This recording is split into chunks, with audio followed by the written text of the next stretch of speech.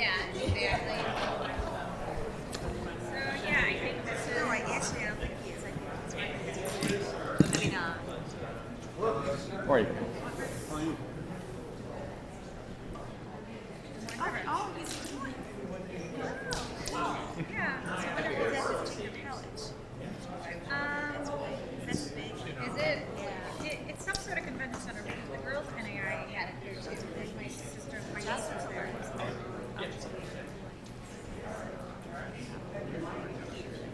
Oh really? She's just more Not times far. of point.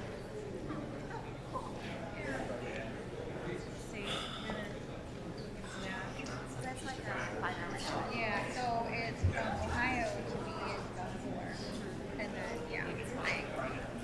And as soon as they got there, so he's like, I was so tired. Like,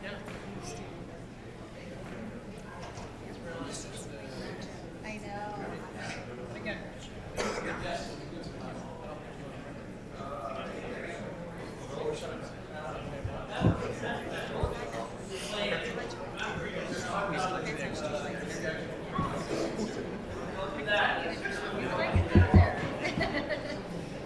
I'll sit next to you, though.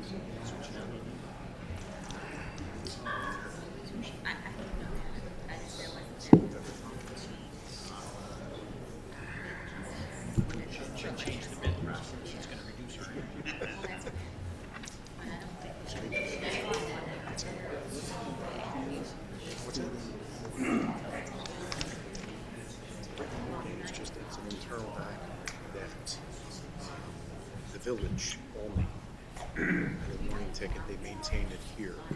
The village, so if you get pulled over again, they will then, That doesn't sound encouraging. correct. Yeah. They will say, have you ever been pulled over before? Can you switch over? Oh, sure. Call the meeting to order. Call the roll. Trustee Fenton. here. Trustee Dodge. Trustee Guerra. Here. Trustee Ruzick. Here. Trustee Calandrello. Trustee Carroll. Here. Mayor Pica. Here. Please rise for the pledge. I pledge allegiance. To the flag of the United States of America and to the republic for which it stands, one nation, under God, indivisible, with liberty and justice for all.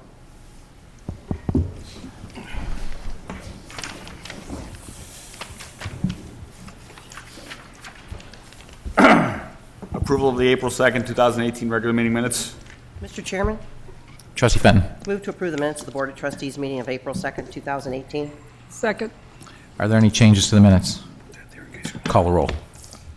Trustee Fenton. Aye. Trustee Guerra. Aye. Trustee Ruzick. Aye. Trustee Calandrello. Aye. Trustee Carroll. Aye. Mayor Pica. Aye. Cycle across Illinois raffle license.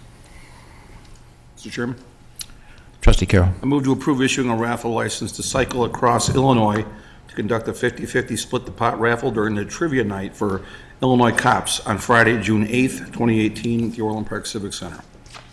Second. Call the roll. Trustee Carroll. Aye. Trustee Ruzick. Aye. Trustee Fenton. Aye. Trustee Guerra. Aye. Trustee Calandrello. Aye. Mayor Pica. Aye. Honoring village trustee Patricia Guerra.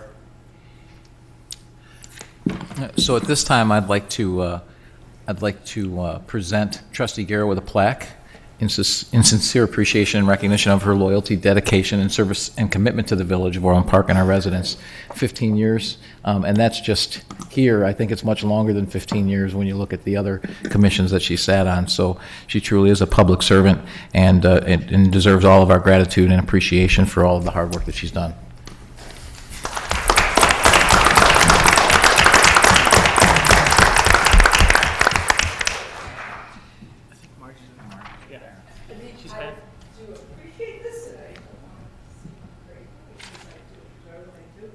Certainly.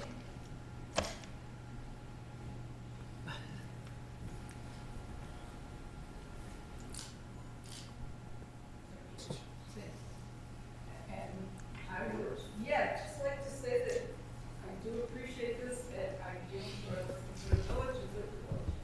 And I also want to share this with my fellow board members, two of whom have been on for 10 years longer than I. And the rest, we've accomplished a lot of wonderful activities, I think, and we do it together. So I'll accept this on behalf of the entire board and the mayor, and the cooperation of doing how we get things accomplished. And it's going to take the time. So let's forward to it together.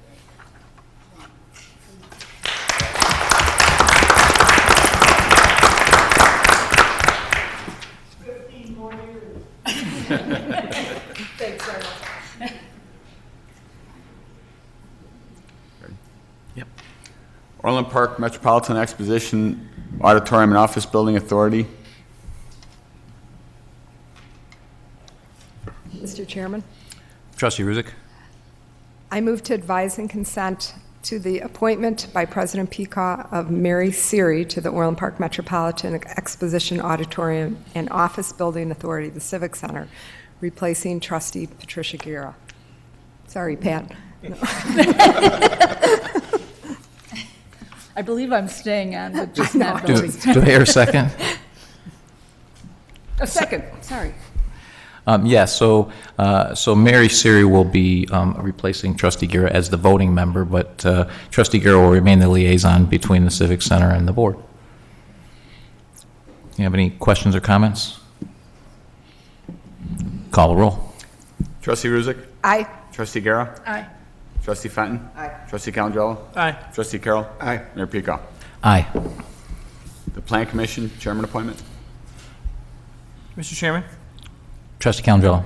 at this time I move to table this appointment to the next board trustee meeting in order for Trustee Dodge to be present, since he had some opinions about this matter, and I do appreciate his guidance. Second. Excuse me, you mean postpone it? Postpone to the next board meeting. Okay. That's how you want to do it? Yep. Okay. Postpone the vote for next meeting. So there's a motion on the floor to postpone this appointment to the next board meeting. Call the roll. Trustee Ruzick, you seconded it, right? Oh, I did. Oh, No, okay. Trustee Calandrello. Aye. Trustee Fenton. Aye. Trustee Guerra. Aye. Trustee Ruzick. Aye. Trustee Carroll. Aye. Mayor Pico. Aye.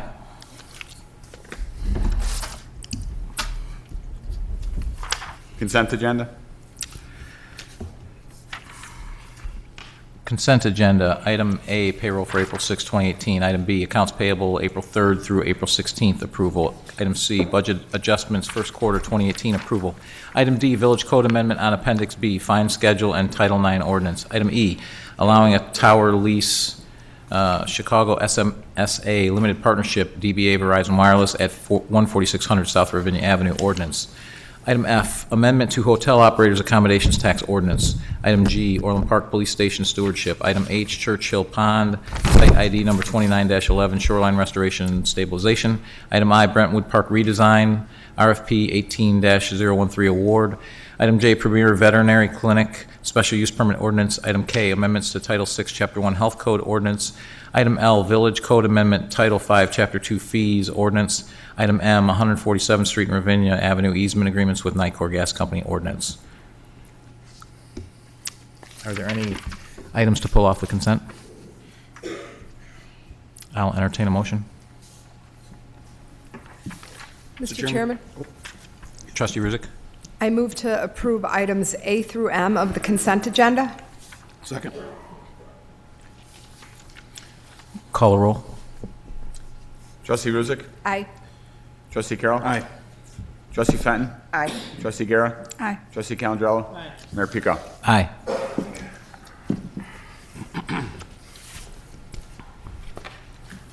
Phase 2 Village Facilities Energy Savings Contract with CTS Group. Mr. Chairman, Trustee Fenton. move to approve the addendum to the Guaranteed Energy Savings Phase 2 contract with CTS Group of Chicago, Illinois, in amount not of $96,414 for the LED upgrade for facility lighting for a total contract amount not to exceed $730,667. Second. Any questions or comments?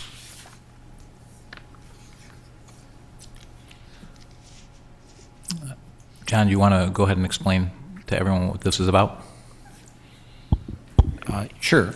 The original proposal included an upgrade of the T12 lights to T8 lights. When it was approved by the village board, it was requested that staff go back and look at the option of converting the T12s to LED. We did extensive review, and based on a number of criteria. One is the electricity savings, which, as you're aware, we do not pay for electricity at the facilities that the lights will be converted, but there's still electricity savings. We looked at the viability of the T8 light bulbs. The T12s are being phased out. Will T8s be phased out at some point in the future? The LED lifespan, the future maintenance costs. The conversion to the LED, while it does cost more in the short term, in the long term, in the long run, we do see a significant or better savings and many different facets. Are there any questions? I have questions. Sure. So it's going to cost us $96,000 more for the LEDs than what we had originally envisioned. Is that correct? Right. The T8s, when we convert to the T8s, we don't have to change the light fixture. We're changing the ballast that's in there, and we're changing the fittings. We're putting a reflector in there. When we convert to the LED, the whole and the entire light fixture needs to be changed. But we anticipate over the long run that this is going to save us money. Absolutely. The length of the lifespan of an LED fixture, it's more than double the lifespan of the T8. Okay. Any other comments? I want to thank staff for working on this. I know this was something I asked to do, and we had to look at it look at it in detail, and also look at, not just, here's the dollar values today, but also what's the dollar value over the long haul, as well as what's the opportunity cost of us not having to go up and fix and pull light fixtures all the time in the future. And so I really appreciate them bearing with me over a 6 or 8 week period I think this is the right long-term, and I think they do too, this is the right long-term answer for Orland Park. Okay.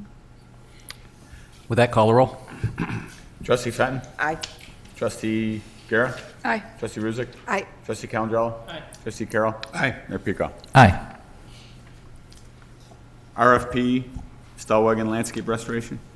Mr. Chairman, Trustee Ruzick. I move to approve the proposal from Cardno, Inc. to establish and maintain the Stellwagen Family Farm Landscape Restoration Project for an amount not to exceed $112,220. Second. Are there any questions or comments? Call the roll. Trustee Ruzick? Aye. Trustee Fenton? Aye. Trustee Guerra? Aye. Trustee Calandrello? Aye. Trustee Carroll? Aye. Mayor Pico? Aye. Centennial Park West Concert, 2018. Okay. Director Flores.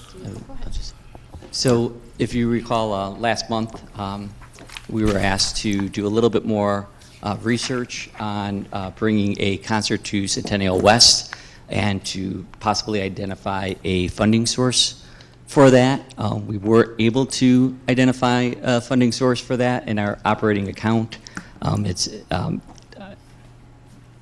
It's in your staff report where those dollars would go to. Any revenue that we would receive from that concert, if the board decided to move forward from that, would reimburse that account back. And then I'm going to pass it over to Nancy so she could kind of talk to you a little bit some of the additional research that we had done. Sure. So staff did some research on entertainment management groups that are available and who have national exposure and experience with municipalities in the Chicagoland area. So we identified 3 professionals. We conducted some interviews with them to identify their scope of work, review their examples of national level artists, and collaboration, and identify current and past clients of these agencies. The agencies include, as you can see before you, Entertainment Management Group, EMG, Double D Booking, Bass Schuler Entertainment. Additionally, the mayor has reached out to some talent group to discuss concert opportunities as well. So EMG is a family-owned business established in '86 who has experience in the Chicagoland area along with municipalities, corporations, and nonprofit groups. A partial list of EMG's entertainers include 38 Specials, you could see, Pat Benatar, Ray Charles, Richard Marks, The Guess Who, and Travis Tritt. Double D Booking was another group that we had interviewed.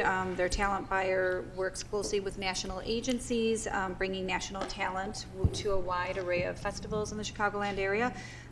Double D works with tour management agencies around the world, booking talent for CBS Entertainment, WKQX,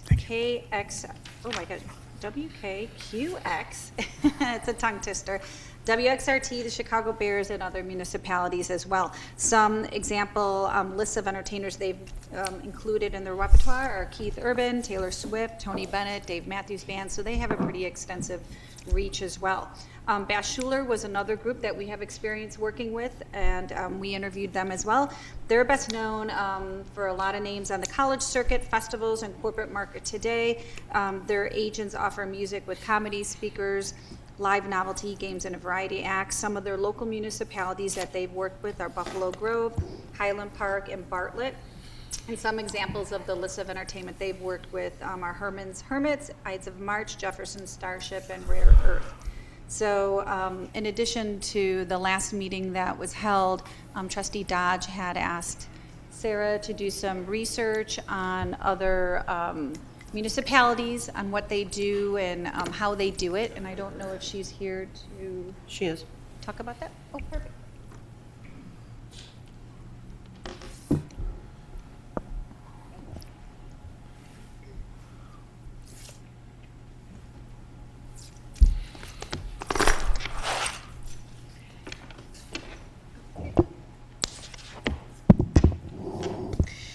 Yes, so I took on the research project after the board meeting on March 5th. So for the whole month of March, even the beginning of April, I started calling around some local communities. I was only able to really hear back from 4 of them, 2 of which were kind enough to share their information with me. They were Elk Grove Village and New Lenox, of course. They were both very, very kind, and actually Elk Grove Village works with EMG that Nancy mentioned. As for New Lenox, they have a couple people that they worked really, really closely with that they've gotten to know for quite a few years. The other towns that I was really hoping to get some feedback from were Naperville, because they have the big Rib Fest, as well as Joliet. They have the Taste of Joliet. Both are also in the summertime, but Joliet never got back to me. I contacted a couple people from the Park District. Park District of Joliet puts on the Taste. As for Naperville, I contacted the city of Naperville. They told me the Rotary Club puts on the Rib Fest. Then I was told that it was not the Rotary Club, it was the Exchange Group. So I contacted them, and then they told me that because of their contract, they could not discuss internal business. So that kind of was a dead end for me. But I pretty much just worked with Elk Grove Village and New Lenox.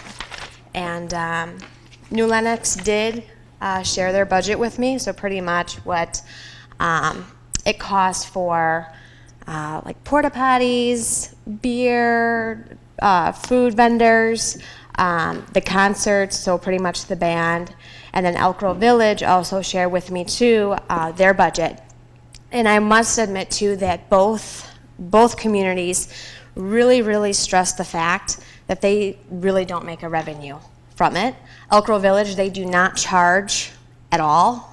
The tickets are completely free. They open it up for both residents and non-residents, and they pretty much just want people to come check out their community. The concerts are held on the front area of the Village Hall, and they just put on a really nice event for everybody. And then as for New Lenox, of course, they do charge. It's 3 tickets for the Triple Play Series at a cost of $75. Residents only, and residents are only able to buy a max of 8 tickets unless more tickets are left over for purchases to be made later on. And then they also said that they might break even. They might make a revenue, but again, it was not meant for them to make a revenue from this concert series. Again, it was just a nice community event to be put on for their residents. I did check out other communities, so Schaumburg, I checked out Downers Grove, Lyle. Now they pretty much put on concert series as well, but they're not as extensive, so not really like headlining acts. They're more just local or tribute bands, which is pretty much what Orland Park has been doing. So that's my research.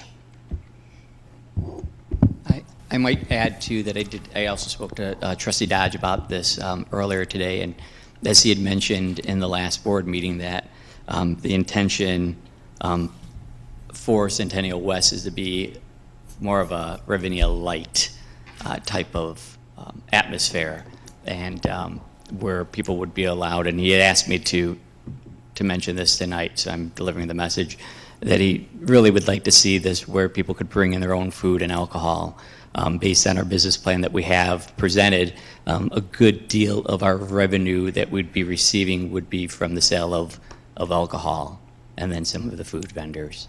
So I just wanted to bring that point. He would like us to continue to look on how we can possibly do a different business plan that would allow us to have residents bring in that. And I do want to express too that I asked that question to Elk Grove Village and New Lenox. In New Lenox, they do not allow people to bring outside beverages, food, whereas Elk Grove Village, because it is a free event, they allow people to bring in their own beverages. They said that pretty much people start arriving at 3 p.m. with their coolers, their chairs, blankets, and they just pretty much set up shop and want to come and enjoy the music. So they're able to bring outside items. And I'll just add that, as Director Flores said, I'm looking at a couple of different avenues as well for potential acts. Can't discuss them because some of what they're doing is also in the planning and economic development arena as well. So they don't want to be talked about necessarily publicly, but they are working on trying to help us as well. So I think we're exploring a lot of different avenues to hopefully land something by the end of the year. And I think at this point, New Lenox still has only announced one, correct? They haven't even landed their other 2, so this is not atypical to be at this juncture. And just add to that, we are looking for some direction whether or not this is going to happen or not.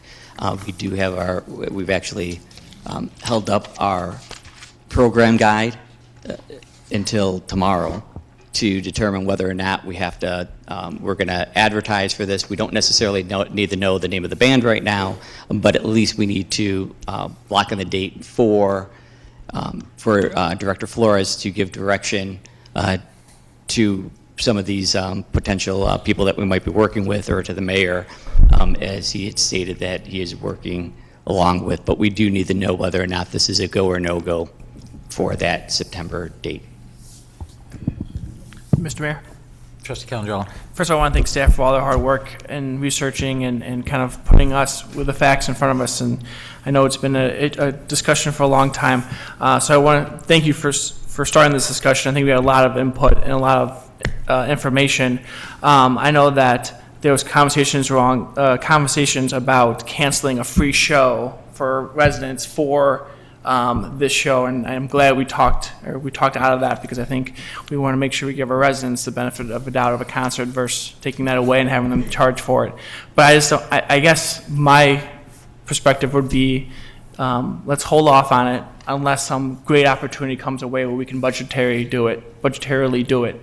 I think we have a great running start. I'm glad that we kind of looked outside of the one partner we're talking with. So I guess my opinion would be that unless some great opportunity comes up, like Tony Bennett's in Village Hall and he wants to do a concert and we can do it quickly or something like that, I would just want to hold off unless a really, really good opportunity comes up. So I would go to press on the free concert for residents because they pay our taxes, they support our community, and if an outstanding opportunity that we can't say no to comes up in 18, let's do it. But if not, let's do our due diligence, make sure that everyone's happy with the format for maybe 1 or 2 next year.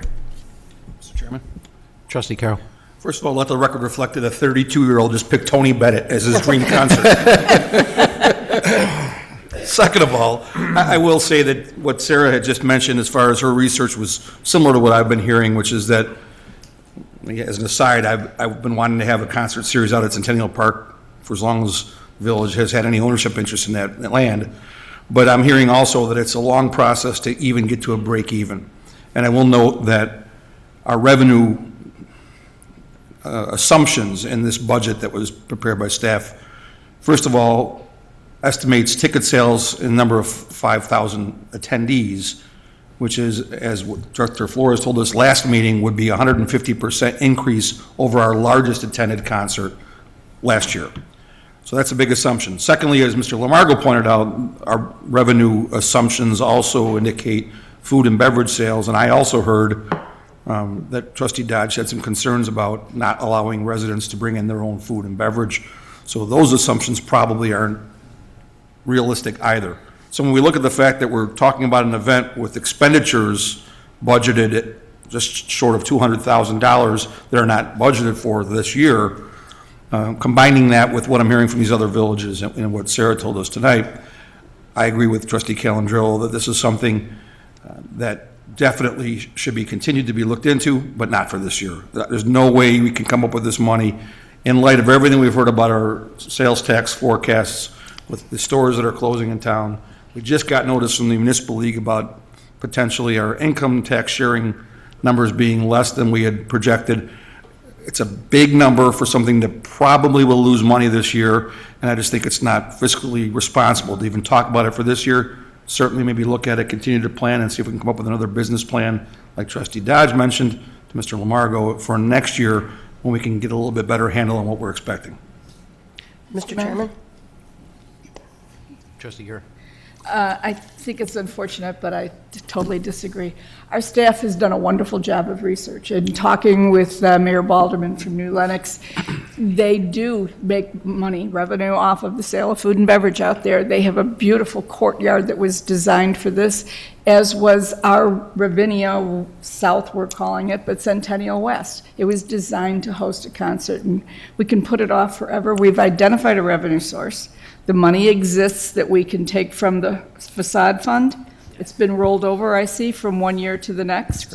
So we do have, we're not going to borrow to do something like this.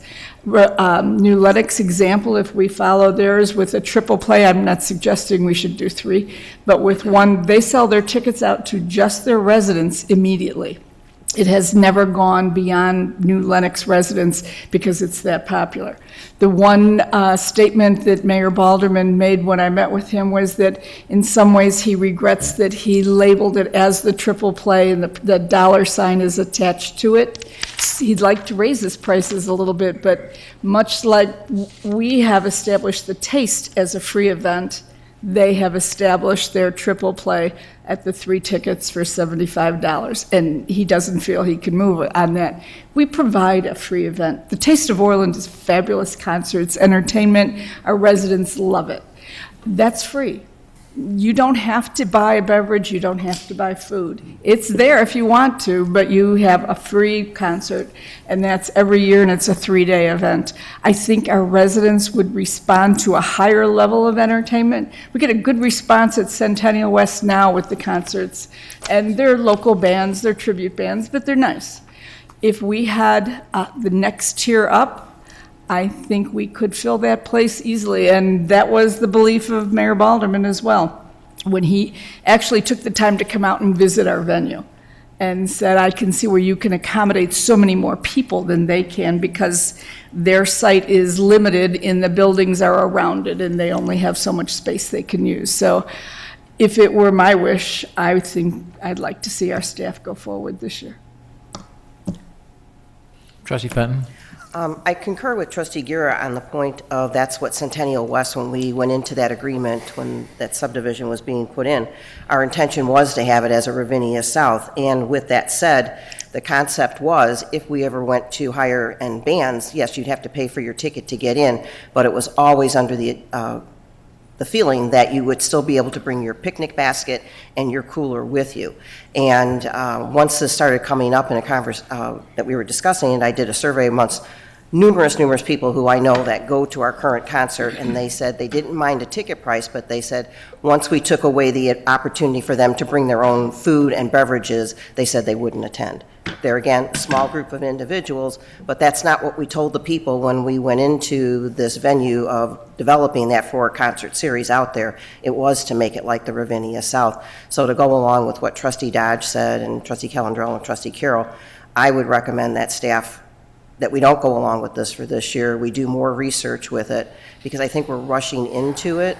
Granted, we found the money, but it was taking away from something else. So, and it's not what we told the people we were going to do out there. And like I said, they don't have any qualms about paying if you're going to have, you know, whomever, the Chicago out there, or the Beach Boys or whoever, and paying for the ticket, but you took away the ambiance of what they wanted to do, which was bring your picnic basket, bring your blanket, bring your cooler, what it's got water in there, pop or whatever's in there.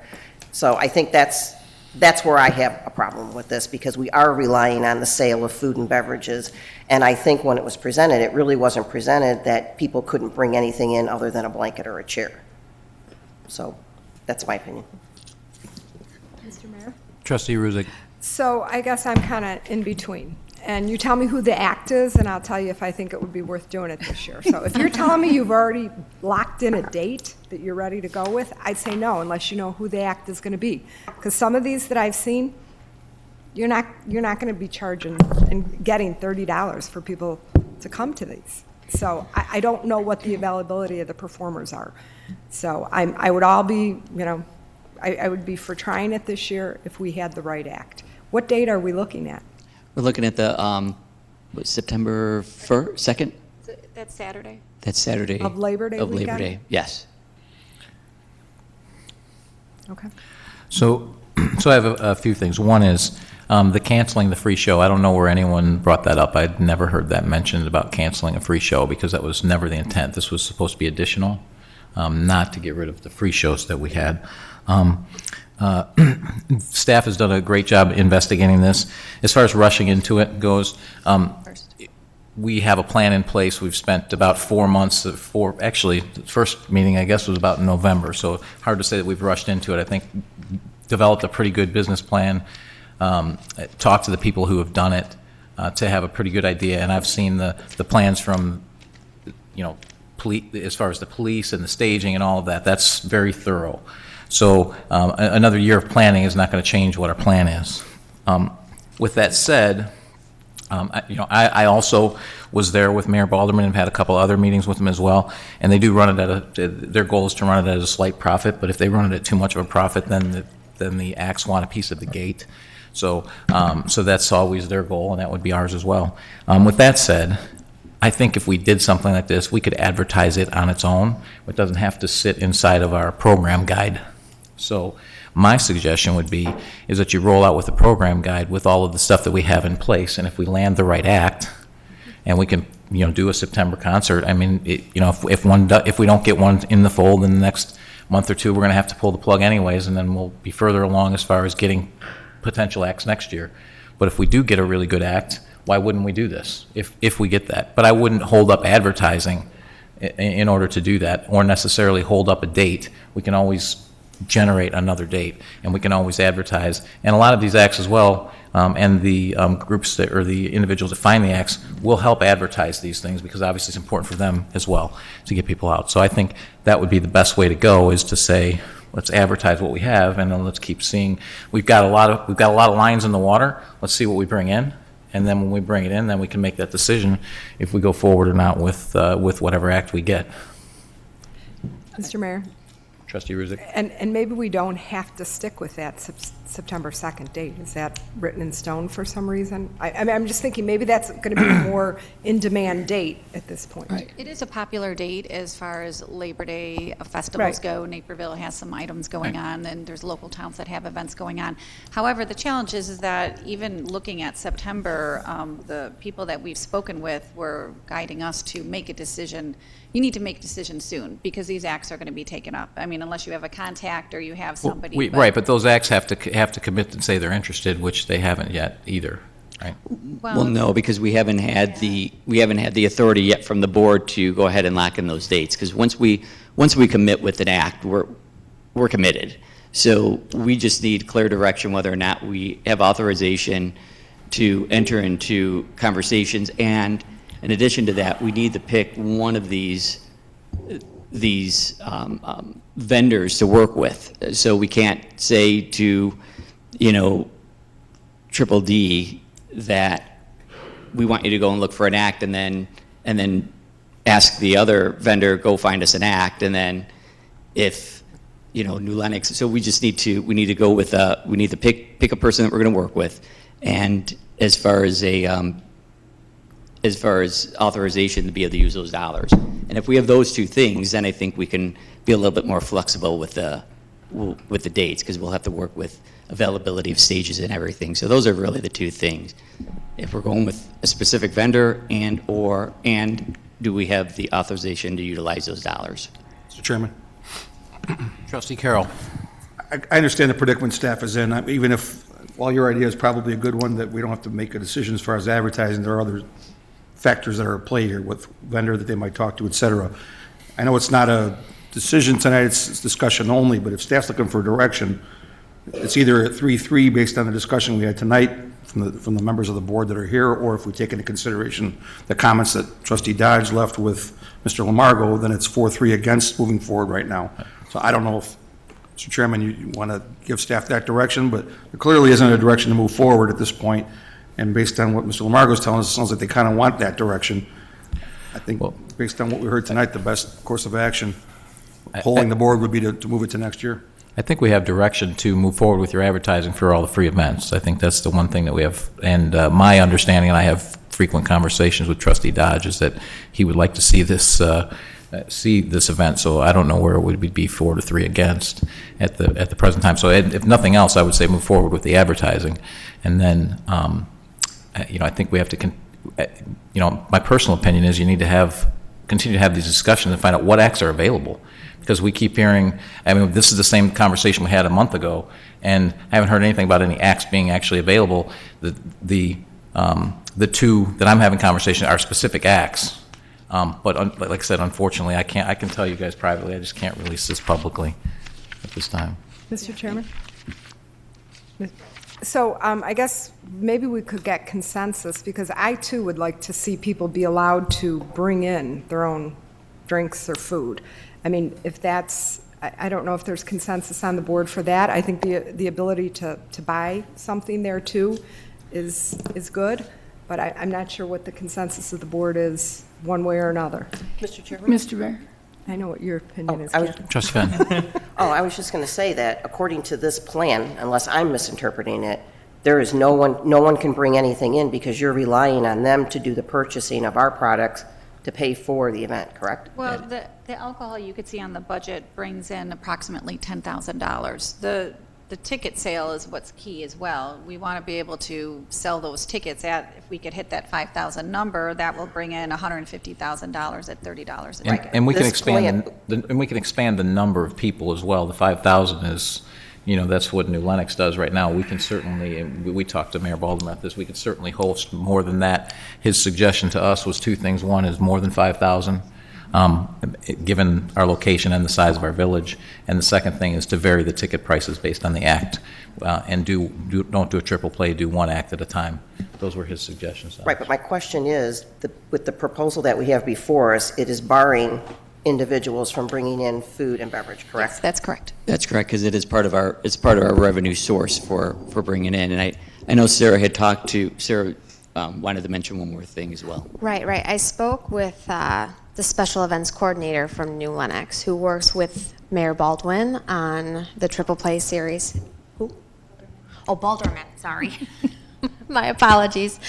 But their max is 5,000 tickets just because that's the max capacity of their venue. However, she did say that last year they were only able to sell 4,500. So that's a loss of over $35,000 if you're accounting for the 500 tickets that were never sold, that were opened up to non-residents because those tickets weren't purchased by residents. They opened it up, they get a ticket booth, those tickets never sold. So that's a loss of $75 times 500 tickets that were still available. Mr. Chairman. Trustee Guerra. On that one point, I don't know how many people realized that it was available to the public, number one, that they had opened it, and number two, who was the performing artist. As Trustee Rizek said, it all depends on who the entertainment is, how much interest you're going to draw. I think for us, to have a free event, where you can bring in your own food and beverage, that's great. We call it taste, pretty much. Well, not food and beverage. It wasn't too terribly long ago that the idea was floated to charge for admission to taste. And we had to understand that once it's given, you can't take it back. So now I can see where eventually maybe it could evolve into bring your own food and beverages there. But I think we're being a little generous at the start. Well, Mr. Mayor. Trustee Rizek. I would rather see more people there, which is gonna, because if you have a $30 ticket price and you have a couple and they can bring their own alcohol in or food, that's gonna be a much more, cost-effective night out versus if they have to go and buy all their food. And to that point, if you expand the number of and you think you're going to have more people there, you expand the number of tickets sold, you sell 1,000 more tickets, that's $30,000 more. We're only making $10,000 on the alcohol. You know so, what? I'm sorry to corrected. interrupt It's about you. $35,000 for alcohol. It's 44,000. $44,000. I was looking at the price point per alcohol. So between beer, wine. Yeah, that's how much it's sold for, but that's not your net. True. We're looking at about If you're looking at 44,000. revenue, you got to look at how much it costs you for all of that as well. So I think there's the opportunity probably to do both. We know we can host far more people than 5,000 there, and again, it depends on the act, and that's the critical thing here is who wants to come play here. And we still have to wait and see what New Lenox. That's one of the avenues we're looking at. Who are their other two acts that we could potentially go back to back on and get a discount on their performance? They have announced dates. They just have not announced talent yet. Trustee Riddick. I have one other question. Do we incur any costs if we started negotiating with one of these vendors? Or do they only get paid upon when we sign them up and they get a cut? We would assign an agreement with them, and that's the thing. We would need to identify who we're going to be working with. If we're going to start trying to look for acts, then we're going to decide. We need to decide who we want to work with so that they can actively start trying to find the right act for the village. We don't want them to go out and start doing work for us, and then all of a sudden we're saying, well, you know what, we're not going with you, we're going with this group over here. Do we have to pay them if we don't like the act that they come up with? Are we committed? No, we don't have to, I'll defer to Nancy on that one, but I don't believe we need to accept the act.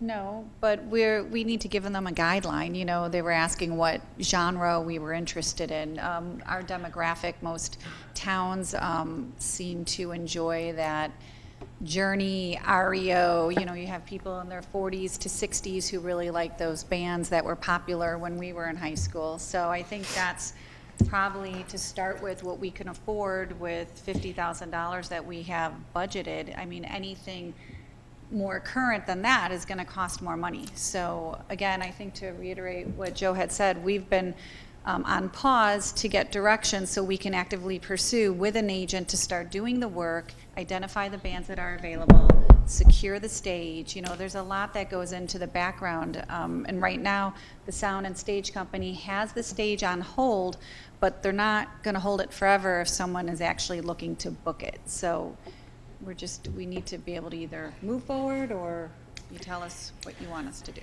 And really fast too, when I spoke to the couple of villages that I did, they've been doing this for 10 years.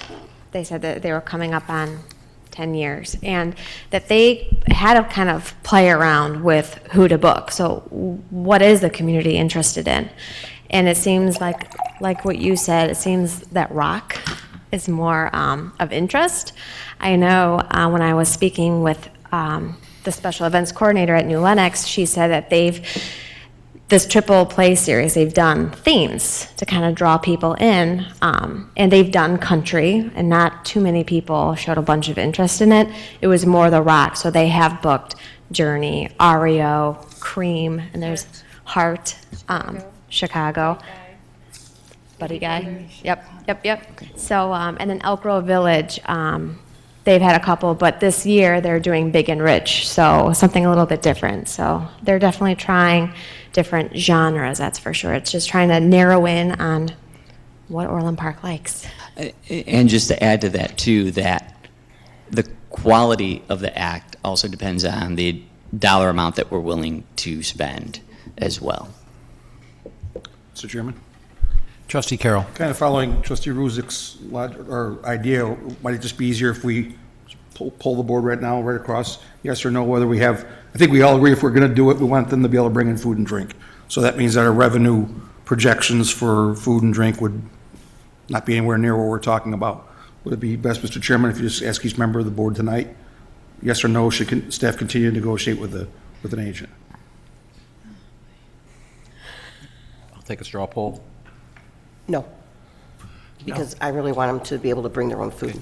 No? Okay. No. Yes, if it's no cost to the village for you to negotiate. Yes. No. Yes.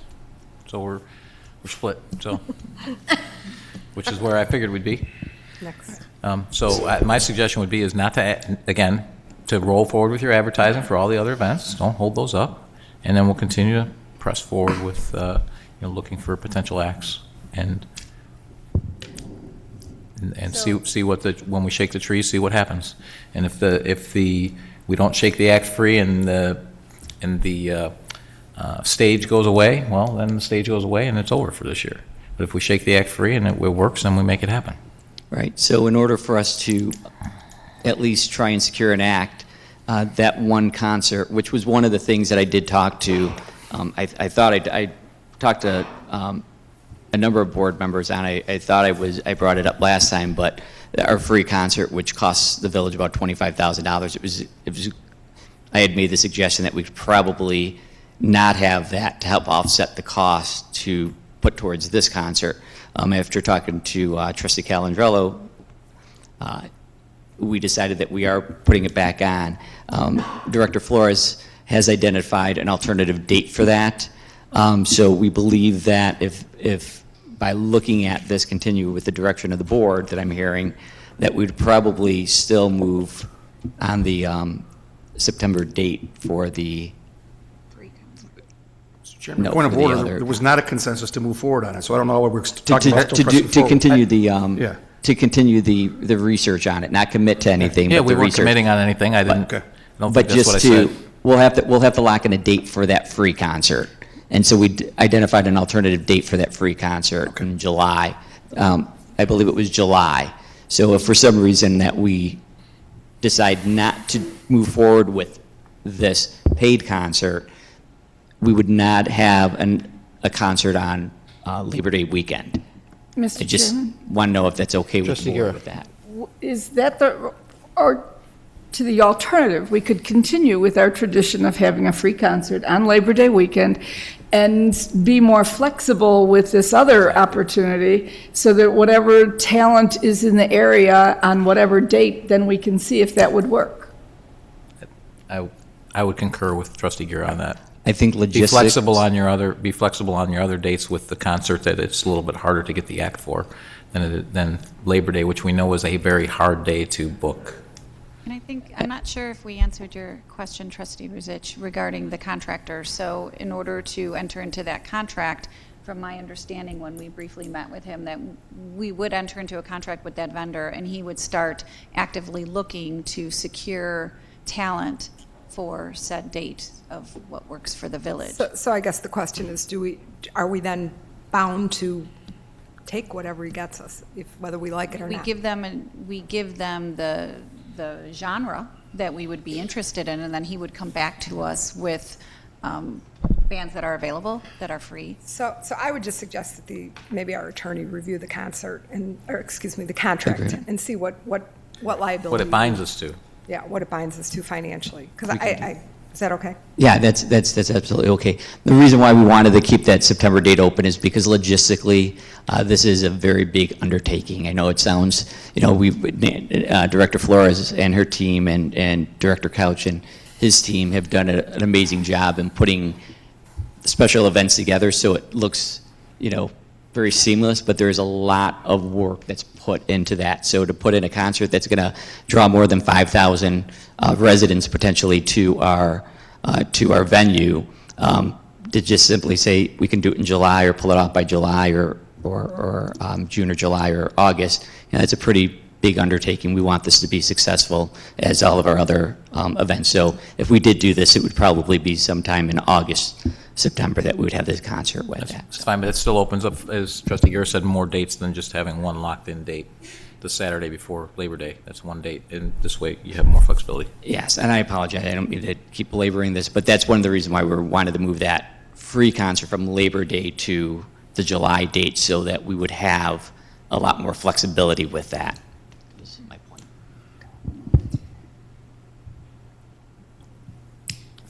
Any other comments or questions? Mr. Mayor, I just want to make sure staff has, Mr. Mayor? Trustee I just want to Calendro? make sure that staff has the direction they need, because I don't want us to keep coming back and forth. So I'm confused. So we just Okay, said advertising, I guess the first point, there seems to be agreement, let's roll forward with the advertising for our other events.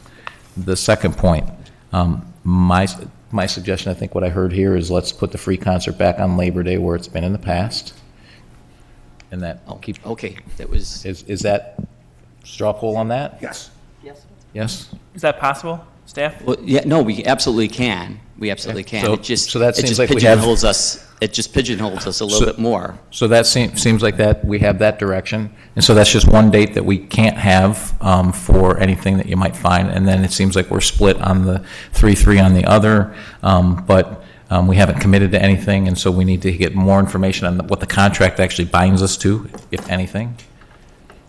Obviously, I think all of us would agree if it binds us to spending $100,000, then we're going to say no. But if it doesn't bind us to actually expending anything, then maybe it's worth shaking the trees and see what we get, and see if there's something, as I think Trustee Calendro said earlier, if we get a good act that comes in and we can make it happen, in that September or late August timeframe, then let's do it. If we don't, then we move on. I guess my only request would be that we use that free concert in the alternative date, which was July 22nd, was it? Well, we could look around for dates. We're really going to be focusing on the stage as well. It's kind of a paired partnership Right. here, so I'm going to have to look at dates where we have availability with talent and staging. All right. So we're flexible. Mr. Chairman, Trustee Carroll. just a point of order again, because I'm baffled. We asked the same question, I think, 3 different times, and it came up, what is our direction? Are we directing staff to continue to investigate this paid concert for the summer? And it went 3-3. So that means they do not have direction from the board to move forward. So expending legal fees to review a concert of a talent agent, continuing to hold a stage when you just got a 3-3 tie on whether we should move forward, seems like a lot of waste of money, because the board's not directing staff to continue moving forward on this paid concert. That's where I'm confused. May I make the suggestion then? As long as we're not moving with the advertising in the book, that was one of our big hurdles here. So since we're not moving forward with the advertising in the book, we could bring this back again to the May 7th, which is our next next board meeting, Trustee Dodger may be here. That's just another suggestion that we have. Mr. Chairman? Trustee Fenton? Do you know if there's any, or staff could look into if there's any way we could do this? I mean, nobody has a problem paying for a ticket to go to a concert with a big-name band. That's not the issue. But could you work out what it would, and I'm sure it's just a case of subtracting some numbers there, but I think the issue is the fact that the people can't bring their own food and beverage is what the issue is with the 3 no's, I guess. And I know when I spoke to Trustee Dodge, he was vehemently against not allowing he wants the people to be able to bring their food and beverage with them.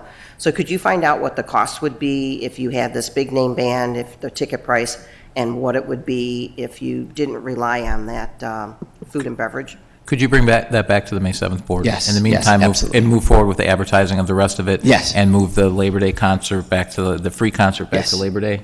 Do Yes. we agree upon that? Yeah. Okay. Yes. All right, and then bring can the other do that. stuff back on the 7th. Yes, sounds good. Thank you. Okay, thank you.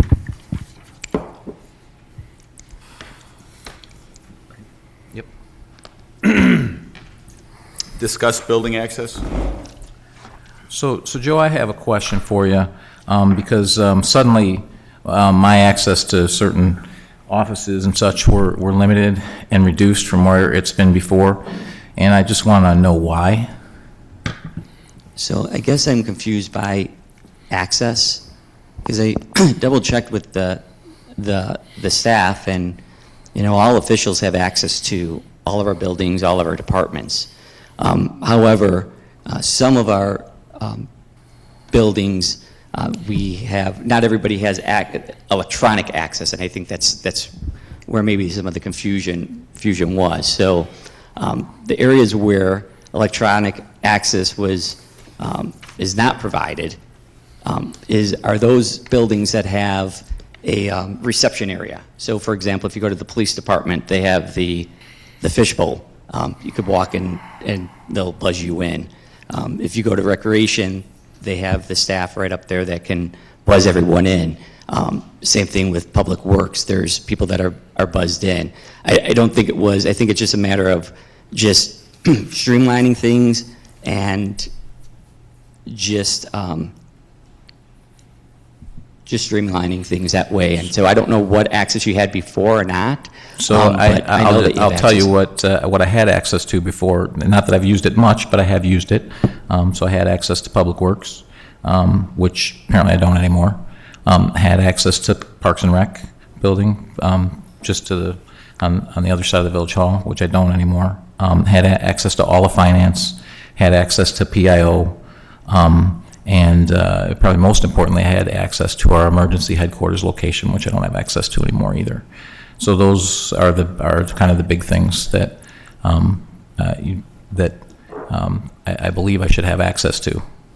So the EOC bill, yes, I can make sure that you have access to that. I didn't know that was not there. But the other buildings that you referred to, they all have either a buzzer, or they can where they can buzz you in, or they have staff there. Any place that you would have to knock on the door, such as Finance South, where Director Mampy and her staff are. That's a door. I would not expect anyone to be knocking on the door. Or same thing with IT. As far as where PIO is located, my understanding is that that's a clerk's office there. And as I had indicated, it would, I believe, talking to a couple of the other officials, their access to the clerk's office was recently removed as well. And as a result, I don't have that authority because the clerk is a separate elected official. But as far as getting access to the other buildings and access to all of those departments, you absolutely do have access to that to go there. And there are Okay, some well, buildings that I don't. For If you example, could check with IT to make sure that I have that, I'd appreciate it, because it's not what he told me today. So, okay. Well, you may not have electronic access to some of those buildings that I'd mentioned, but and even for myself, the village manager, I don't have access to the police department. I go to the fishbowl, they buzz me in there. Yeah, they have 24/7 have someone there 24/7 just about, so. But I guess, are you asking for access outside of the normal working hours? I guess is what I guess I'm confused as to when you're looking to have access for. The question is, and what concerns me is, there are emergency responsibilities that come with my office. And God forbid I ever need to use them. I hope I never do. But when I do, I might need to access just something. And I would believe that it makes sense for me to have that access. But if there was, I can't recall a time when I've had to have access, but in the event that there is an emergency and, that comes up, it seems reasonable and logical that I would have access to that. the EOC, I would absolutely agree. I think you absolutely need to have access to the EOC division, but the other departments, I mean, if there's ever an emergency, there are going to be plenty of staff that will be there to be able to buzz people in, or those doors will be unlocked. And I guess I leave it to the board, because I mean, I know that some of the other officials don't even have pretty much the same access, if not less access than that area. And I guess I defer to the board. Mr. Chairman? Trustee Carroll. All I can tell you is what's been the case as long as I've been talking to elected officials here in this village, and as my time on the board as well. I was told I had 24-hour access to the village hall, which I do. Yes. I was told I have 24-hour access to our executive board room, which I do. I was just recently told that I have access of the department on the chair over, which for the first 2.5 years was Public Works. Never used it, because I know if I went in there and swiped, it would have a record of it. And now apparently I have it at Finance, but I usually call Director Mampy if I have to meet her, and she'll greet me at the door anyway. But there's never been a time that I'm aware of that elected officials had 24-hour access to village buildings. And I've read our ordinances as well as the municipal code as far as your emergency duties. And I can't think of a single scenario where police or the director of whatever department you would have to get into wouldn't be called out in the event of a large-scale emergency. It's never been done before, to my knowledge, in the entire operation of this building, and I don't really see a good reason for it. I mean, I've been fine with the access I've had. I will say that just recently I used to be able to get into the clerk's office if I had to stop in and do something, where now I have to get buzzed in. But other than that, I've never had access outside of just getting into the building and back in our offices. So I guess to your point, Trustee Carroll, is that suddenly I have less access to certain things, which is what got my attention. Well, I think IT's been changing all of it for all of us over the last few months. But so, and so one of the things, for example, that I am responsible for, no one else here is, I am ultimately responsible for is the water system, for example. And not that I really would have a reason to go in there, I don't think, but it's kind of nerve-wracking to not have access to things that you're responsible for. Would you even know how to work that stuff? I mean, I wouldn't work that stuff anyway. But, I was going to say, we'd have to call someone out anyway, yeah. But if I have to meet someone there, or if somebody's working on there or whatever, I guess that's my point. And I have never had a reason to go in there. But I'm looking at the what happens if type of scenario, and for sure, not having access to the EOC is an issue. That one, that is, and that will be corrected. I definitely do not have access to that at any time of the day. Yeah, we should all right now. Yeah, that the EOC will be corrected immediately in the morning for that. And I will say, I mean, I just ask to be mindful that, I need to be mindful of, operations and disruption of operations, and not that anyone ever does this intentionally or anything, but when officials do come into the offices, there is kind of a disruption.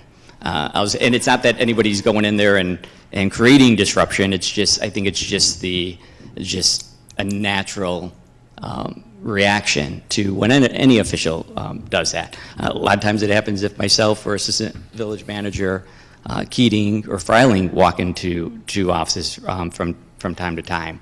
But again, everybody does have access to all the offices. I would never deny, nor would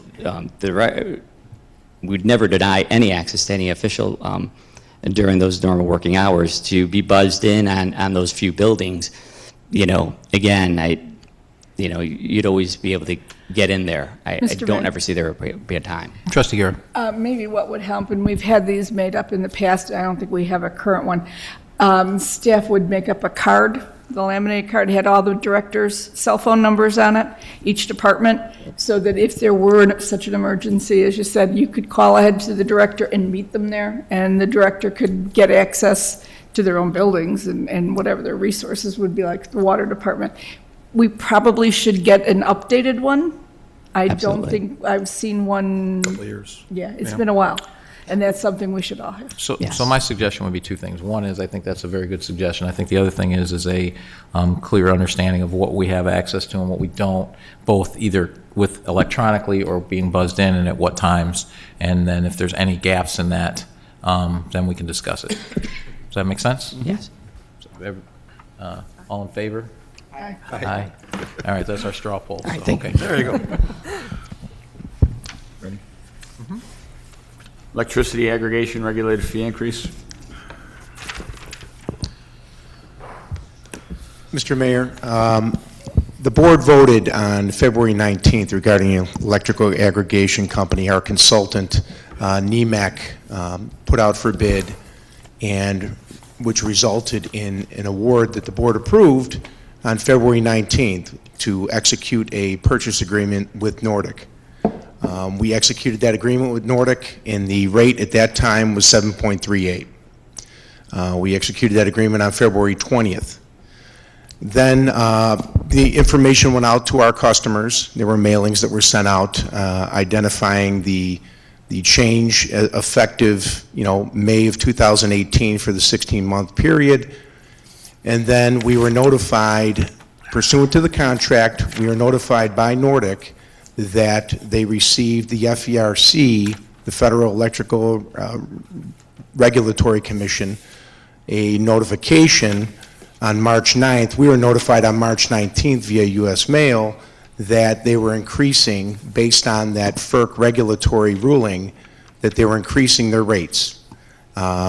David Hoover from NEMAC notified us also via phone, advising that pursuant to the execution of that agreement, that Nordic did, that was considered a regulatory change, and that we had 30 days to renegotiate, enter into good faith negotiations, which we did with Nordic.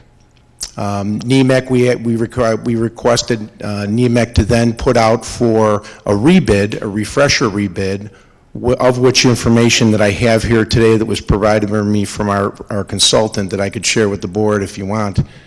But we have David Hoover here today, so to answer any questions. The refresh bid, as of Friday, ComEd came out with what was proposed, what we thought was going to be somewhere in the area of 7.6 and 7.7 or 7.8. As of Friday, they published their aggregation rates for the period June 1st of 18 for that 16-month period, which is now 7.7. So we feel, based on the refresh bids, with the 7.48 that's proposed by Nordic, that is the best rate. We have David Hoover here, David, I know you've been very patient if he's still here. David, you want to step up just in case the board has any questions? Anybody have any questions? Mr. Chairman, Trustee Carroll. rather than bother Mr. Hoover, and I looked at it, I see that FERC, what was it, 8 to 10 times higher than the historical adjustment, and as a consequence, Nordic renegotiated with us 1/10 of a cent per kilowatt hour more than we were at before. So to me, it looks like it's a pretty competitive bid still. So I just wanted to point that out before we got too deep into the weeds. Yeah. We did, and Mr. Hoover, if you could just confirm that, but you did the bids this morning, correct? And with all the bids, Nordic is still the lowest by far with the number. And we also have a history with Nordic. They were the first aggregate we worked with, weren't they? That's correct. I thought. And local. And are they still in Oak Brook? Yeah. Oak Brook Terrace, that's correct. Okay. Mr. Chairman? Trustee Gruzik. So the end result is that we anticipate this would still result in savings to our residents, correct? Yeah, so I know it's kind of a guess That's because correct. they haven't released their rates, but our best guess is. Well, so as of Friday, ComEd did release their rates, and so if you were to suspend the aggregation and say, okay, we're going to move everybody back to ComEd, hypothetically, residents would be charged 7.7 cents. Okay. So we're looking at we don't like to, refresh these and have these charges pass through, but from 738 to 748, we're at 748 now. That's available. For the average household in Orland over the 16-month term, it would result in a savings of about $40. And so we still recommend it. It still is a good deal. Again, we're not pleased with that we have to do this. It does happen on occasion that the regulatory charges change. Another letter will go out to residents. We'll work with staff to make sure that that is handled, and residents are informed of that. But it still is good news. It's a great program, and the fact that you all have undertaken this since inception, just a little commercial here, for yourself, is the average resident saved $427 since the inception of the program if they've been in it, and that's over $8 million that's retained in the municipality as opposed to go to ComEd. Any other questions or comments? Just one other comment. Just wanted to point out for the audience, Mr. Hoover's with NEMIC, our consultant, not with Nordic, the provider. So when he's saying he's recommending it, he's not recommending we go with his own company. It's with the provider we'd already contracted with. And I guess the only comment that I have is you can pass on to Nordic that I think generally all of us, pretty unhappy with their early performance. None of us like to see letters going out to our residents with our letterhead that came from Nordic that are incorrect. It makes us look really bad, and we have to field a lot of phone calls. I know that they put someone up to answer those calls and tried to make it right, but follow this increase after that debacle does not make us particularly happy. I couldn't agree with you more. And Mr. Mayor, too, to that point, Nordic did send out at our request, at our demand, apology letters taking full responsibility to those residents they inadvertently sent the wrong communications to. I understand. But Noted and agreed, and we will make. So hopefully we see better performance over the next 16 months of the program. Yeah. Would agree. Yeah, absolutely. Any other questions or comments? I'll entertain a motion. Mr. Chairman? Trustee Carroll. I move to approve the rate of 7.48 cents per kilowatt hour for a period of 16 months with Nordic Energy for the supply of electric energy to village residents pursuant to the village's electricity aggregation program. Second. Call the roll. Trustee Carroll. Aye. Trustee Guerra. Aye. Trustee Fenton. Aye. Trustee Ruzek. Aye. Trustee Calandrella. Aye. Mayor Pico. Aye.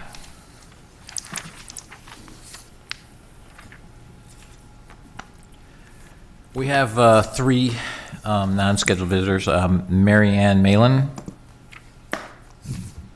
And a reminder to everyone, you've got 3 minutes.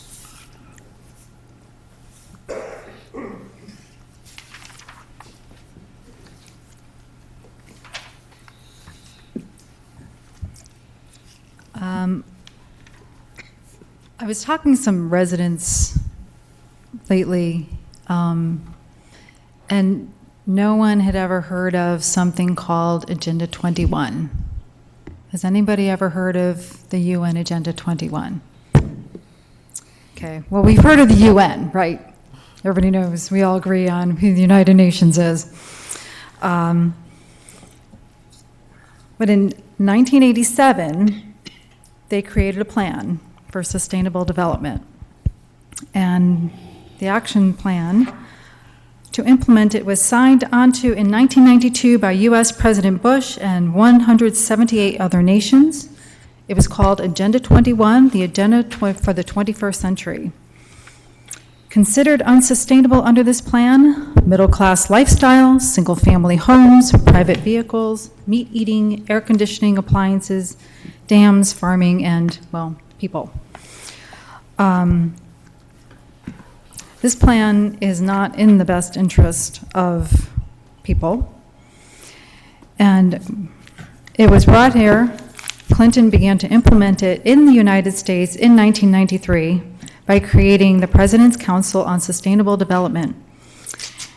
And also in 1993, he gave the American Planning Association a multi-million-dollar grant to write a land use legislative blueprint for every municipality in the U.S. It is called Growing Smart Legislative Guidebook with Model Statutes for Planning and the Management of Change. This was completed in 2002 and is being used to train planners in every university, college, and government planning office in the nation. Growing Smart is smart growth. In addition to this, another way that they pushed this plan was having an organization called ICLEI, or ICLEI. There are thousands of towns and cities that are part of this UN group as well. And it is also, there's another one called 40 seconds. The Local Agenda 21 Planning Guide. Urban areas are being consolidated, rural areas are being emptied of people through restrictive land use policies, gasoline costs, vehicle miles traveled through the restrictive taxes, very high taxes, loss of rural road maintenance, closure of rural schools, closure of rural post offices, water well monitoring, smart meters, and regionalization pressures. Smart growth is not just the preferred building style for UN Agenda 21 or sustainable development, it is the ideology. Moving people into centralized urban areas and high-density housing creates the perfect opportunity for domestic surveillance.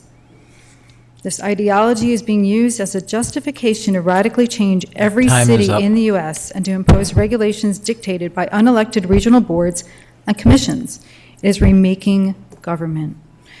This dramatic revolution in private property rights extends to every facet of our lives: education, energy, food, housing, and transportation. Thank you for honoring my free speech rights. Thank you. Thank you for your comments. Just very quickly, Agenda 21 from the UN, I just looked it up. It is a legally non-binding statement of intent and not a treaty. So the U.S. didn't hold a formal debate on it, nor did they vote on it, so it's not considered law here in the U.S. But it is something that we did sign because it wasn't a letter of intent, because it was not a formal treaty. So. Next is Brian Weaver, the I-80 district. Hello there. I'm here to complain about the weather? No. Okay, well, we're with you. Okay. I'm hoping that dome that we're going to build. All right.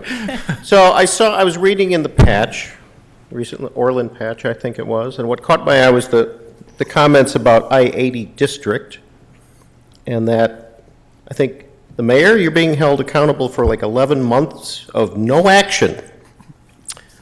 Now, in my prior life, before state government, I was a real estate appraiser, certified general. I used to work in this area since 1980.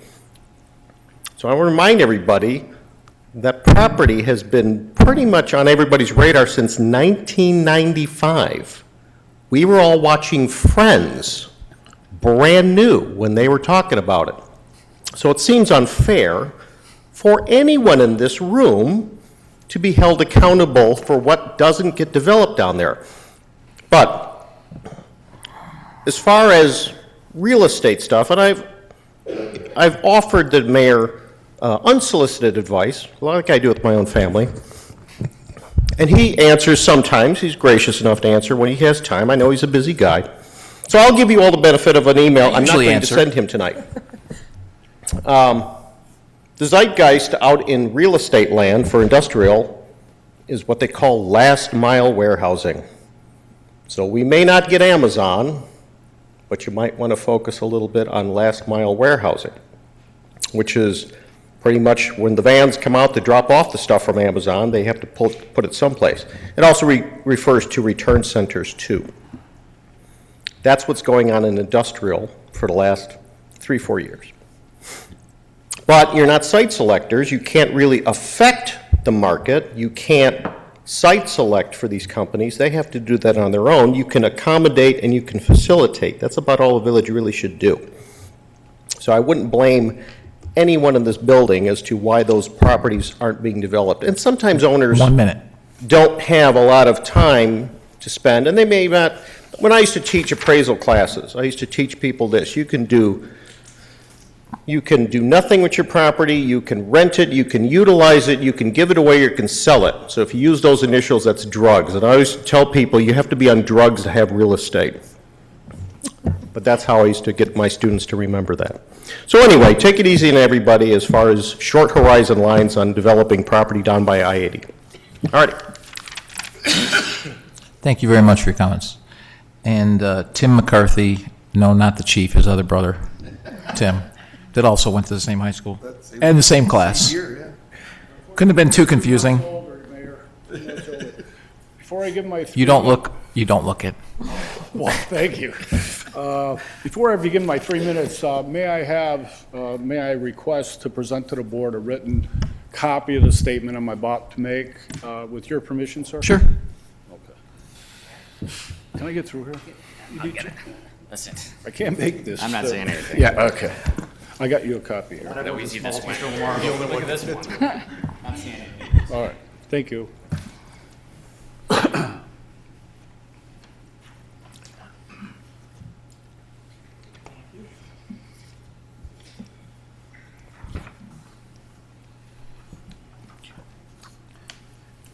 That's going to be tough to get in the next 2.5 minutes. Do you just want us to read this and you don't have to read it? Well, the reason for the printed copy tonight, Mr. Mayor, is sometimes I get windy, and I got to get these points across, so I appreciate you allowing me to pass it out.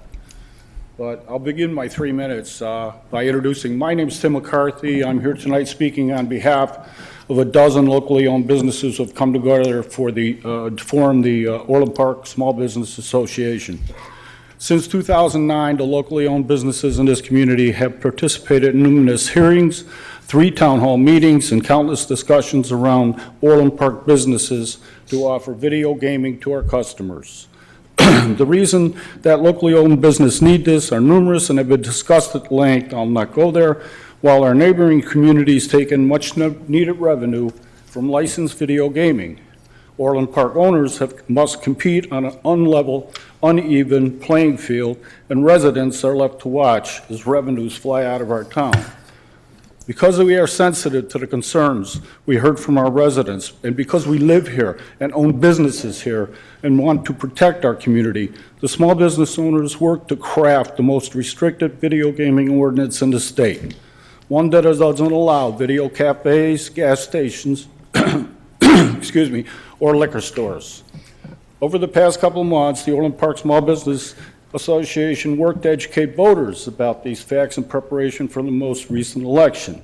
We appreciate the opportunity because it gave us a chance to have a lot of conversations with voters, and the main thing we heard both in the run-up to the election and immediately thereafter is people were confused. The dueling questions and wording at the end of the ballot, we believe, led to an unclear result. Now, I know there's strong feelings on this topic, and I know there's some people who worked against the small business owners and will hold their 50.5 election result as a grand victory and declare the question is settled for all time. Let's be real. The result of the election is that after a series of confusing and mixed signals, in a low turnout election, both sides claimed a little over 6,000 votes. To the extent that this body wishes to take the election as, thank you. You got 40 seconds. I was practicing this too. To the extent that thanks for the water. But this body wishes to take this election as a referendum on where our community is on this issue. It is very evenly divided. And now we feel the time has come for the elected representatives of our community to make a choice. As business owners, we do not have the luxury of time. We have decisions to make on our leases, our contracts, and our employment decisions. I myself must renegotiate my lease soon, and decisions about the future of my business, as well as the jobs and revenue it creates. Good water. whether the jobs and revenue it creates will be in Orland Park or elsewhere, hanging the balance. Time is up. I promise my colleagues, some of which are here, this is not a hypothetical conversation. People's livelihood and businesses are at stake. So on behalf of the Orland Park Small Business Association, we respectfully request a vote on an ordinance to allow for safe, legal, licensed video gaming at the established Orland Park businesses be brought Time is before the up. body, that we may give the men and women who own and operate locally owned businesses some measure of clarity.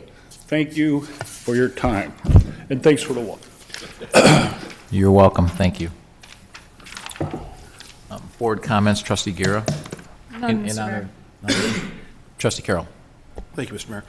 Just to Mr. Weaver, I can't say I read the Patch article, but I will say I read the Prairies article and a couple others, and I think they were pretty fair about what we said. No one was blaming the mayor for the lack of development in the I-80 corridor. In fact, we acknowledged during our discussion with the media that night the difficulty that that area has given this board for quite some time. So I know you've been around for a long time too, but if the Pat said that, that's not accurate.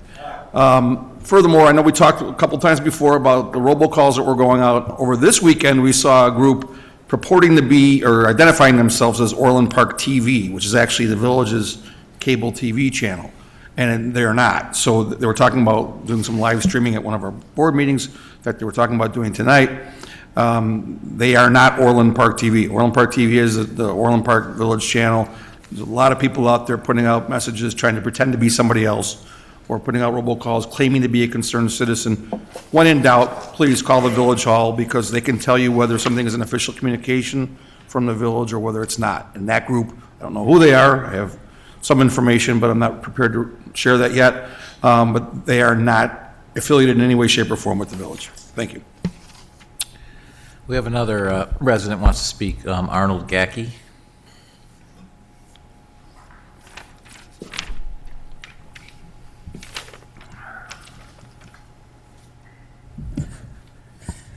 I'm going to start out with a prayer. God, forgive me for what I'm about to say.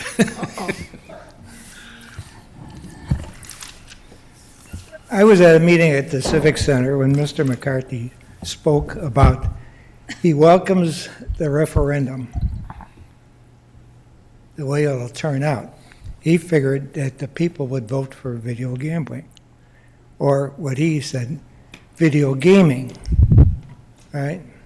There is a difference.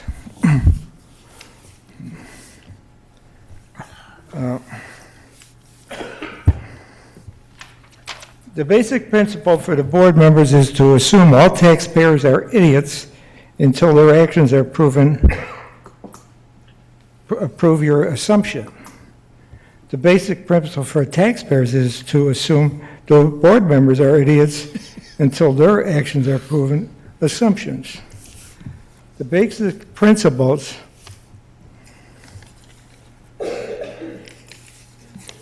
well, let's put it this way. I have a very long speech. I can't do it in 3 minutes. But anyway, the basic principles for business owners to assume that the board members and taxpayers are idiots until they prove their assumptions. Okay?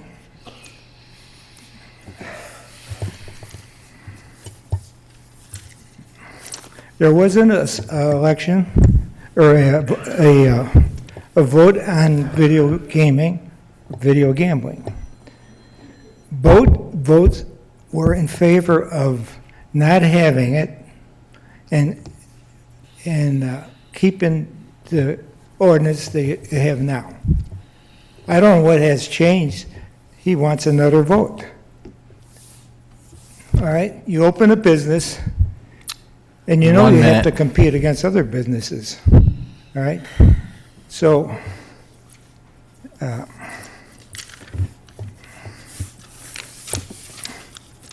even though you open up an association saying, hey, we're losing money, you're going to lose money, or you're going to make money. Right?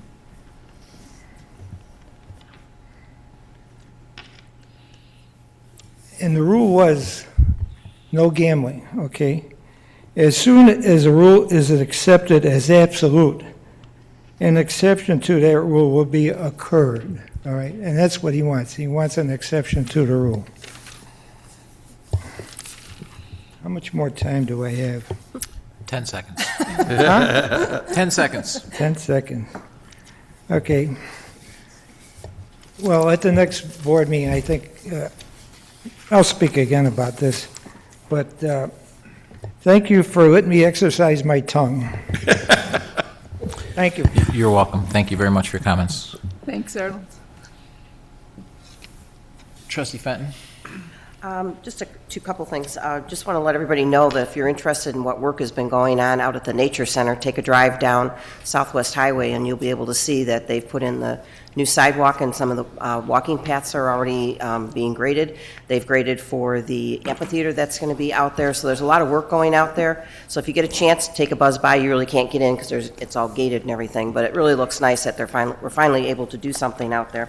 And then another thing, I would like to just make a possible suggestion for Trustee Ruzick to look into with staff. Our current facade program is only for improving facades on the outside of businesses. Something that came up tonight was possibly also allowing the business owners to use the money to bring their signs up to date. So when and if we change our sign code, they can bring their sign into code with a little help from the village. But also, I think a lot of it could be used for not only, when you have a facade, your facade is not only outside, but it's also inside, because you're trying to attract the people to come to your business by the way your business looks on the outside, but you also want it to be very pleasant on the inside too. And I know a lot of businesses in today's economy are struggling, so possibly our facade program could allow for that money to be used within the inside of the businesses. So it was just something that I thought maybe Trustee Ruzick could look into with staff as a possibility to help out our businesses. Trustee Calandrello? No comment. Happy spring. Trustee Ruzick? Yes, I just have a couple of comments. We did discuss that at Development Services Committee tonight because we are updating our sign ordinance and going to be making some changes. And on that facade improvement program that we've had, there's been about 300 and some thousand that's been just rolled over from year to year, which to me doesn't make sense, which is why I had suggested that if we were going to consider the concert, we do it from that fund that's just been sitting there. If we don't do the concert, I think we should, I know we upped the amount to $50,000, which will maybe generate some interest, but I brought it up as a suggestion tonight as possibly considering allowing our businesses to update their signs to bring them in conformity. So. We'll start looking into that. Okay, and then on another point, since our last meeting, another robocall did go out to the residents, and this time, the information was more inaccurate than the first time. This time it was said that we paid $5 million to Orland Park Bakery.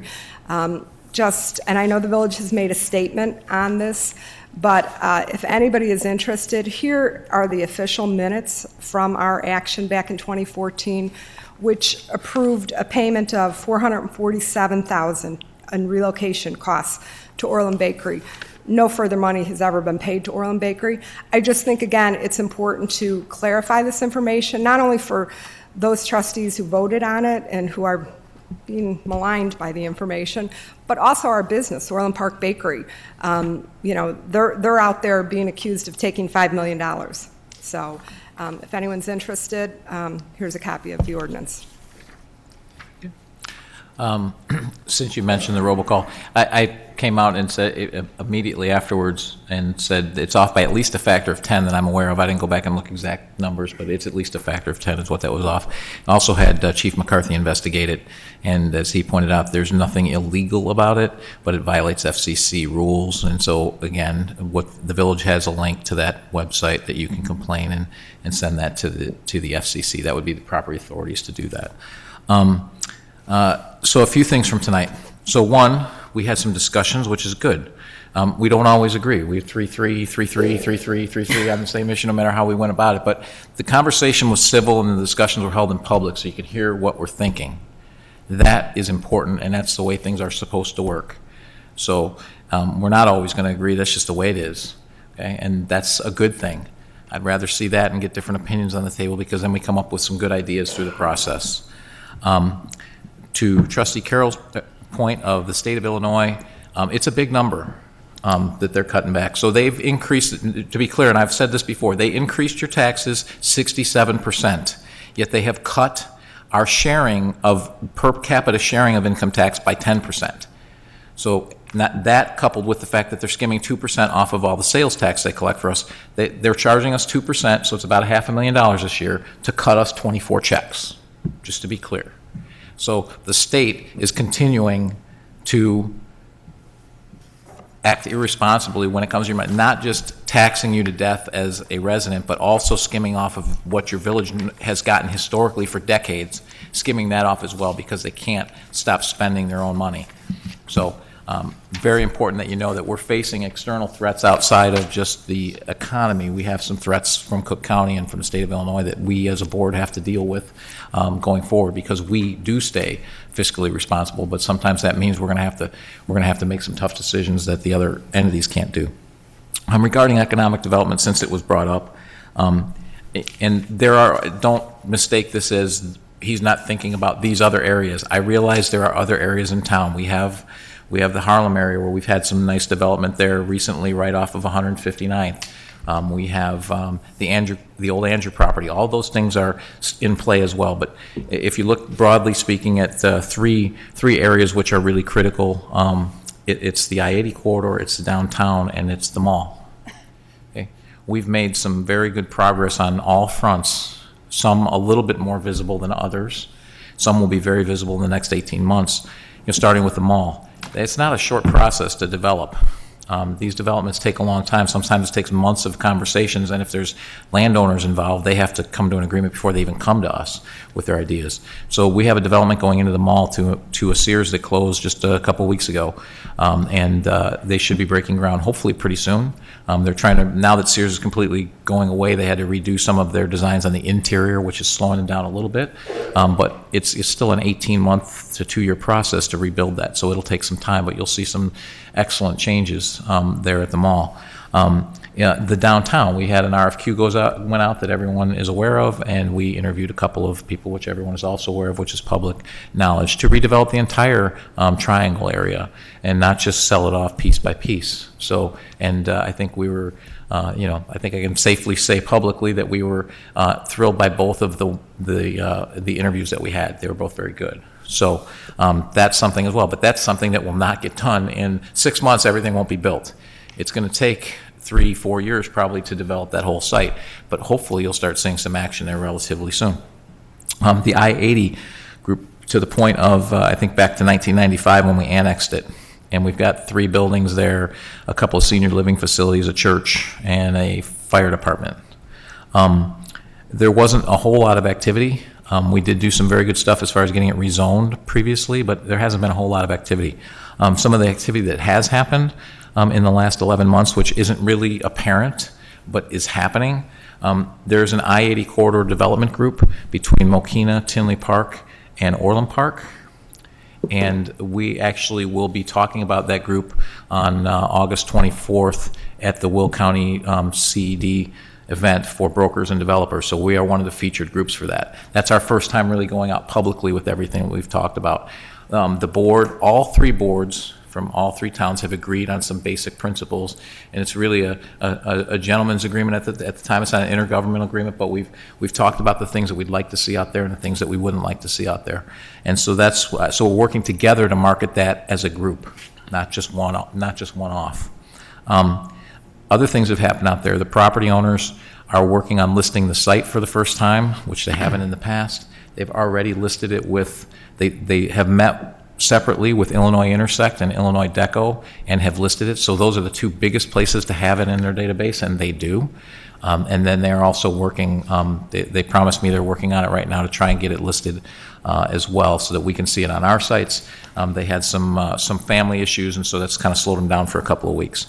Illinois Deco, Illinois Intersect have been out to visit the site. When they came out to visit Orland Park, it's the first time that Illinois Intersect has been to Orland Park. And we toured Orland Park, but we also spent 3 hours touring I-80. Not only did we tour the buildings. So we went to American Technical Publishers in Orland Park. We also went to Ozinga in Mokina and to Panduit in Tinley Park, again, looking at developing the whole entire region. And as I mentioned, Will County is also looking, they're featuring it in their upcoming event for brokers and developers. So all of those things are going on, but they don't happen overnight. They're going to take time, and the relationships have to be built, and still you have to find a willing partner to do those things. So the good news is we've seen a lot of development, we've seen a lot of investment, which I think is very positive for Orland Park. The fact that we have a $45 million investment, we've talked about it before, $40 to $45 million investment, and that's just the exterior. That's not all the interior build-out, so it'll be much more when it's all said and done. For the mall is huge. They didn't ask for any money, they didn't ask for any incentives. They came here and invested because Orland Park is a good place to invest.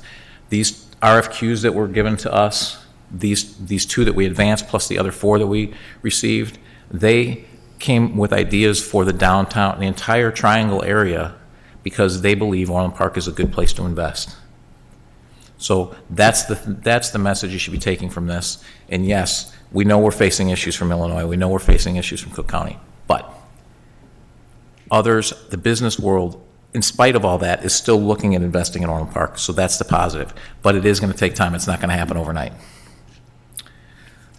With that, I'll take a motion to adjourn. Mr. Chairman?